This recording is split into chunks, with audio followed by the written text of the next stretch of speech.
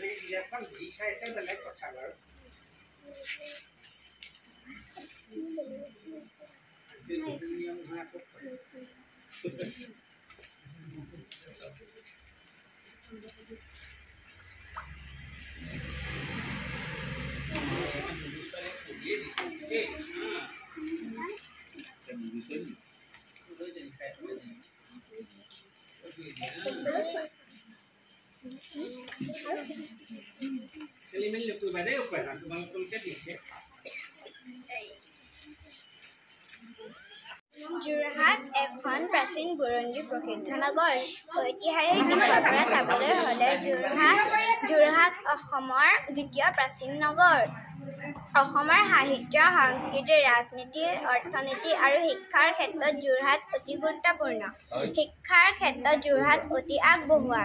ইয়াত বহুকেইখন মহাবিদ্যালয় যেনে J B. College, D C B. College, engineering college, বিজ্ঞান কলেজ আছে। তাৰোপৰি প্ৰথম চাহ গৱেষণা কেন্দ্ৰ, কৃষি বিশ্ববিদ্যালয়, প্ৰথম মহিলা বিশ্ববিদ্যালয় আছে। ধন্যবাদ। নতুনকৈ সিঁচি থোৱা শস্য খাই তহিলং কৰা বগলীবিলাকক ধৰিবৰ বাবে খেতিয়ক এজনে জাল পাতিলে। জালত বন্দী হোৱা বগলীবিলাকক চাবলৈ আহাতে সিহঁতৰ মাজত এটা সোণোৱা চৰাইকো তেওঁ দেখা পালে। সোণোৱা চৰাইটোৱে খেতিয়কজনক কুটকুটি কৰি ক'লে, মোক নামাৰিবা, মোক এৰি দিয়া। মই বগলী নহওঁ। মই তোমাৰ শস্য খোৱা নাই। মই এটা নিৰীহ সোণোৱা চৰাই জাতিৰ ভিতৰত ধাৰ্মিক আৰু কৰ্তব্যপৰায়ণ। মই মোৰ পিতৃ-মাতৃক ভক্তি কৰোঁ আৰু তেওঁলোকক সুখ-দুখৰ প্ৰতি চকু দিওঁ। কোৱা সকলো কথাই সঁচা হ'ব পাৰে, কিন্তু মোৰ শস্য নষ্ট কৰা দলটোত থকাৰ কাৰণেই তই শাস্তি পাব লাগিব। আজি মই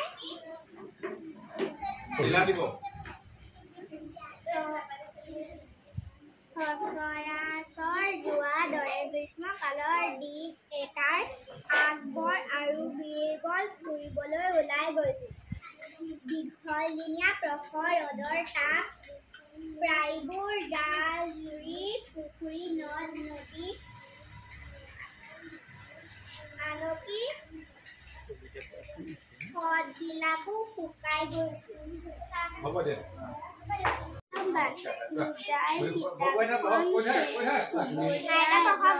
ধাৰলৈ দিলে। এদিনাখন মই গৈ মোৰ কিতাপখন আব্দুলৰ পৰা উভতাই আনোগৈ। বুজাই চাগে তাৰ কিতাপখন খুজিবলৈ আহিছে। মই তাৰ নতুন কিতাপখন ৰাখি মোৰ পুৰণা উৱলি যোৱা কিতাপখন তাক দি দিম। তেনেতে এইখন মোৰ কিতাপ নহয়, মোৰখন নতুন আৰু এইখন দেখাত পুৰণি। তোমাৰ টোল হৈছে ভুজা, এইখন তোমাৰেই। ভুজাই পুৰণাখন লৈ ঘৰলৈ গ'লগৈ। মোৰ কিতাপখনে এইমাত্ৰ মোক একমোনা সোণৰ মুদ্ৰা দিলে। সেই পুৰণা লেতেৰা কিতাপখনে সেইখন লিখকে লিখা আৰুগীয়া কপি আছিল। মই সেইখন উচ্চগামত যাদুৰ ঘৰত বিক্ৰী কৰি দিলোঁ। ধন্যবাদেই মোৰ কিতাপখন উভতাই দিয়াৰ বাবে। ইয়াত এটা কবিতা আবৃত্তি কৰিম। কবিতাৰ শিৰোনাম সমাজ। কবিৰ গোলাগুৰু বিষ্ণুপ্ৰসাদ ৰাভা। নসমাজ